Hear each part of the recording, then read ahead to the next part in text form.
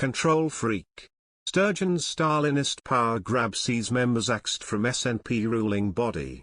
Nicola Sturgeon and SNP party chiefs are tightening their grip on power with sweeping reforms to the party top brass of management. The SNP National Executive Committee, NEC, the highest decision-making body for the party, is being slimmed down from 42 to 32 members. However, around half of the party's regional representatives are set for the job, who represent thousands of members across hundreds of branches across Scotland. But the move has sparked fears over the lack of scrutiny the party will have from members in future following the slimming down. Chiefs are currently embroiled in a row regarding £600,000 in donations to pay for another referendum campaign. Party insiders suggest the cash has been spent on legal fees and refurbishing the Edinburgh headquarters.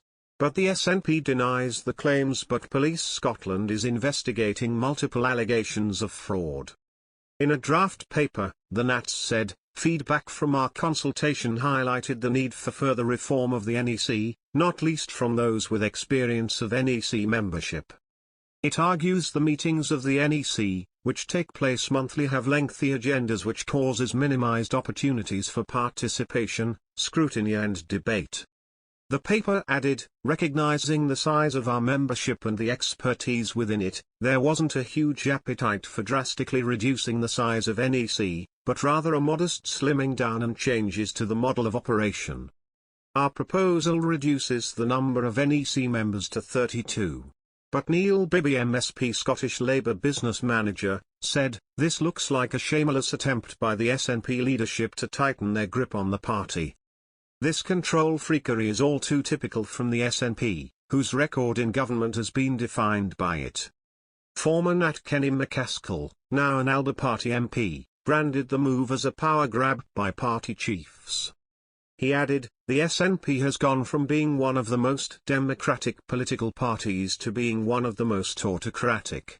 This Sturgeon power grab is just the latest example, and one of which any Stalinist would be proud. All power in the SNP is concentrated in the hands of two people. Its leader and its chief executive, who are of course married to each other. This unhealthy dynamic does not allow criticism or dissent, and this move is designed to remove the last vestiges of democracy from the SNP and to ensure the NEC is nothing more than a rubber stamp for the leader and chief executive. It does this by changing the balance away from those elected by the members and towards those appointed." Alex Cole-Hamilton, MSP leader of the Scottish Liberal Democrats, said, "Things must be pretty desperate within the internal civil war in the governing party if they, the SNP, are having to carve up the executive committee in this way." The SNP has been approached for comment. A Nats MP called for black and disabled members to be axed from the party's ruling body, for hindering an indie push. Alan Smith branded the SNP's National Executive Committee unwieldy and said its expansion to 42 reps was an experiment which has failed. In a leaked email, he wrote, "Equalities are close to my heart but not as close as independence." Too much of the party's oxygen has been taken up by discussion of peripheral issues like Gender Recognition Act reform.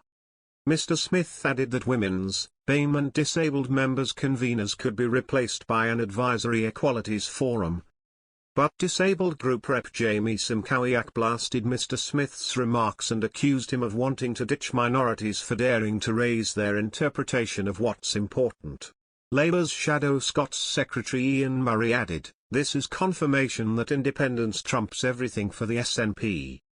When contacted, Mr. Smith said he was furious that an internal matter was leaked in this unhelpful way.